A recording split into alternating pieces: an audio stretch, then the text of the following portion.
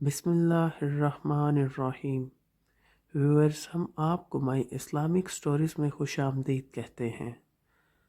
اگر آپ کو ہماری ویڈیو پسند آئے تو زیادہ سے زیادہ شیئر کریں اور ہمارے چینل کو سبسکرائب کریں۔ حضرت زید بن حارث رضی اللہ عنہ اور ایک ڈاکو۔ حضرت زید بن حارث رضی اللہ عنہ نے ایک مرتبہ سفر کے لیے خچر کرایہ پر لیا۔ خچر والا ڈاکو تھا، وہ آپ کو سوار کر کے لے چلا اور ایک ویران اور سنسان جگہ پر لے جا کر آپ کو خچر سے اتار دیا اور ایک خنجر لے کر آپ کی طرف حملہ کے ارادہ سے بڑھا۔ آپ نے دیکھا کہ وہاں ہر طرف لاشوں کے ڈھانچے بکھرے پڑے ہوئے ہیں۔ آپ رضی اللہ عنہ نے اس سے فرمایا کہ اے شخص، تو مجھے قتل کرنا چاہتا ہے؟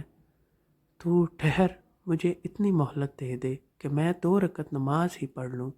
اس بد نصیب نے کہا کہ اچھا، تو نماز پڑھ لے، تجھ سے پہلے بھی بہت سے مقتولوں نے نمازیں پڑھی تھیں مگر ان کی نمازوں نے انہیں کوئی فائدہ نہیں دیا۔ حضرت زید بن حارث رضی اللہ عنہ کا بیان ہے کہ جب میں نماز سے فارغ ہوا تو وہ مجھے قتل کرنا کے ارادہ سے میرے قریب آ گیا، تو میں نے دعا مانگی اور یا ارحم الراحمین کہا۔ غیب سے آواز آئی کہ اے شخص، تو اس کو قتل مت کر۔ یہ آواز سن کر وہ ڈاکو ڈر گیا اور ادھر ادھر دیکھنے لگا۔ جب کوئی نظر نہیں آیا تو وہ پھر سے میرے قتل کے لیے آگے بڑھا، تو میں نے پھر بلند آواز سے یا ارحم الراحمین کہا اور غیبی آواز آئی۔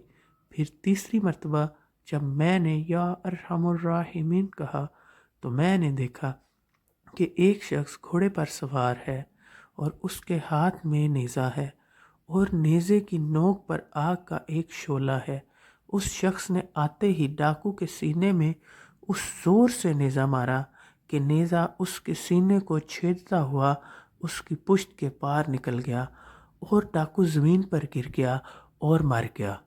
پھر وہ سوار مجھ سے کہنے لگا کہ جب تم نے پہلی مرتبہ یا ارحم الراحمین کہا تو میں 7ویں آسمان پر تھا، اور جب دوسری مرتبہ تم نے یا ارحم الراحمین کہا تو میں آسمان دنیا پر تھا، اور جب تم نے تیسری مرتبہ یا ارحم الراحمین کہا تو میں تمہارے پاس امداد و نصرت کے لیے حاضر ہو گیا۔ خداوند قدوس کے اسماء حسنی سے بڑی بلائیں ٹل جاتی ہیں، اور ایسی امداد اور آسانی نصرتوں کا ظہور ہوتا ہے جن کو خداوند کریم کے فضل عظیم کے سوا کچھ بھی نہیں کہا جا سکتا۔ لیکن افسوس کہ آج انسان مادی وسائل کے پیچھے مارے پھرتے ہیں۔ دوستو، ہمیں چاہیے کہ ہم اللہ اور اس کے رسول کے بتائے ہوئے احکامات کے مطابق اپنی زندگی گزاریں، کیونکہ دنیا کی زندگی تو فانی ہے اور آخرت کی زندگی ہی ہمیشہ باقی رہنے والی ہے۔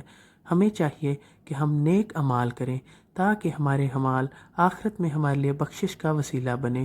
جزاک اللہ۔